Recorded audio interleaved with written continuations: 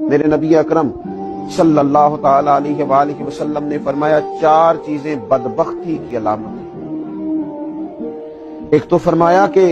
آنکھوں کا خشک ہو جانا، کبھی بھی اللہ کے خوف سے ان میں آنسوؤں کا نہ آنا بدبختی کی علامت ہے۔ دوسرا، رسول اللہ صلی اللہ تعالی علیہ وسلم نے فرمایا دل کا سخت ہو جانا یہ بدبختی کی علامت ہے، کہ تیرے دل میں کسی کے لیے درد نہ ہو، تیرا دل کسی کے لیے نرم نہ ہو، تیری طبیعت میں کبھی کسی بندے کے لیے ہمدردی پیدا نہ ہو، یہ بدبختی کی علامت ہے۔ اور تیسرے نمبر پر نبی پاک صلی اللہ تعالی علیہ وسلم نے فرمایا دنیا کی ہرس میں لگ جانا، لالچ پیدا کر لینا، ہوس پیدا کر لینا،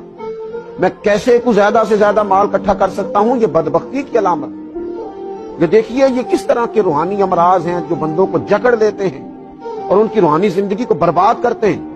چوتھے نمبر پر میرے نبی پاک صلی اللہ تعالی علیہ وآلہ وسلم نے فرمایا لمبی امیدیں وابستہ کرنا، بدبختی